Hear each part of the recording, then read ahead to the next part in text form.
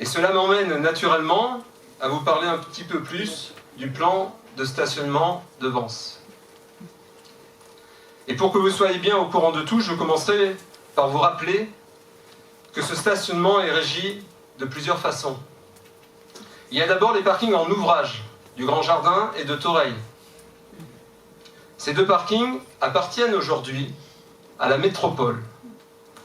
Non pas qu'elle les ait financés, non pas qu'elle les ait rachetés, mais simplement par application de la loi sur les métropoles, qui définit que le transfert de compétences s'accompagne d'un transfert des équipements nécessaires à l'accomplissement de ces compétences. On peut trouver ça injuste, mais c'est la loi, c'est comme ça. Ces deux parkings, qui appartiennent donc à la métropole, ont un gestionnaire, qui est la SEM de Vence, la Société d'économie mixte. La SEM de Vence et la métropole sont liés par des contrats. Des contrats qui ont des dates d'échéance. 2024 pour le Grand Jardin, 2021 pour Thoreil. Le choix d'un nouveau gestionnaire public ou privé, qui peut être à nouveau la SEM ou pas, puisqu'il y aura un appel d'offres, est aussi un enjeu du prochain mandat. C'est la métropole qui sera aux manettes. Mais le maire de Vence devra défendre les intérêts vensois. Parce qu'il est hors de question qu'on se retrouve avec un nouveau gestionnaire qui propose des tarifs à la hausse. Le second cas de figure du stationnement vensois, c'est le parking Marie-Antoinette.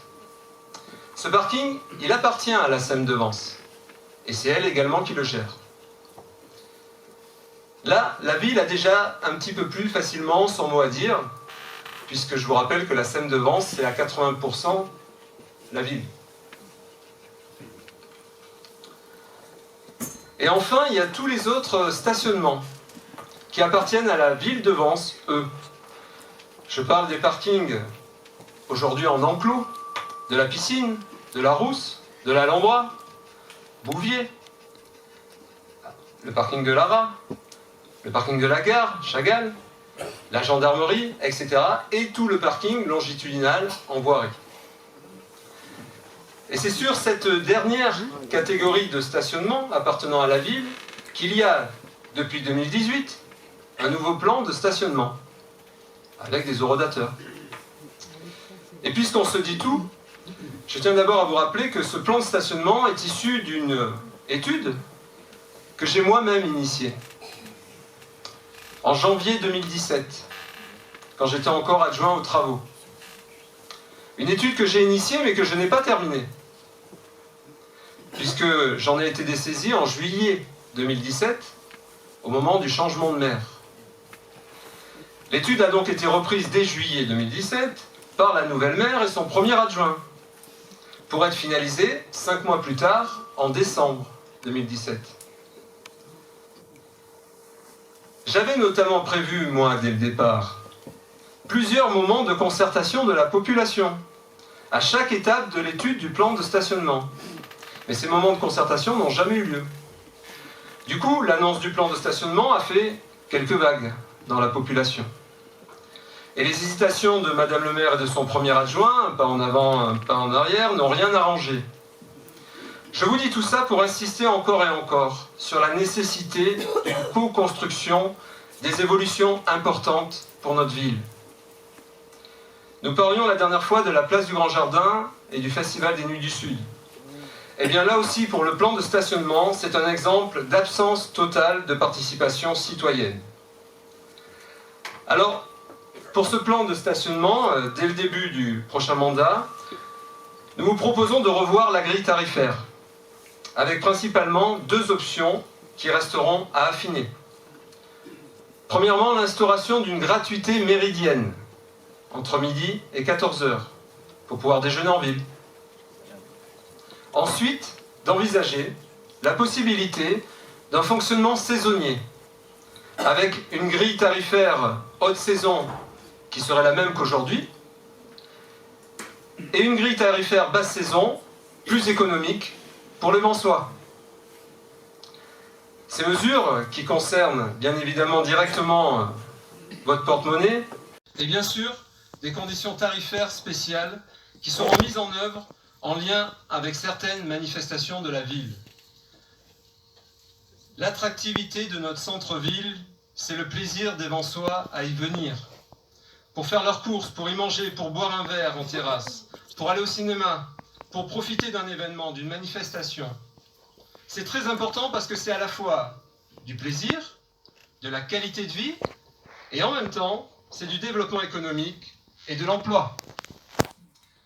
En ce qui concerne le stationnement, je n'oublie pas, bien évidemment, les adeptes du deux roues.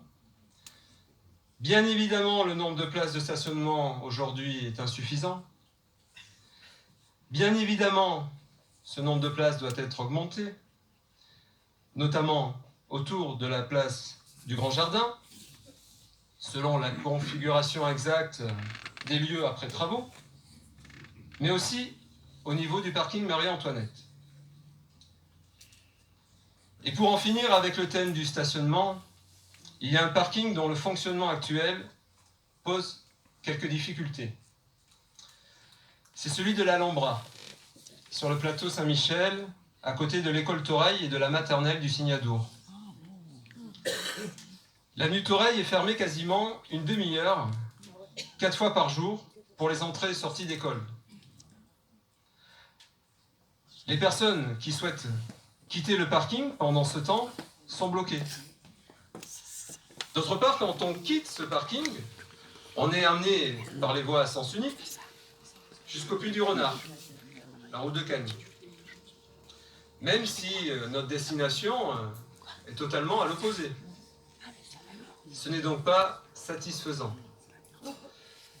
Néanmoins, ce parking est très utilisé par les résidents, notamment ceux de la cité historique. C'est le plus proche. Il est aussi très rapidement complet, car il ne possède à peine qu'une quarantaine de places.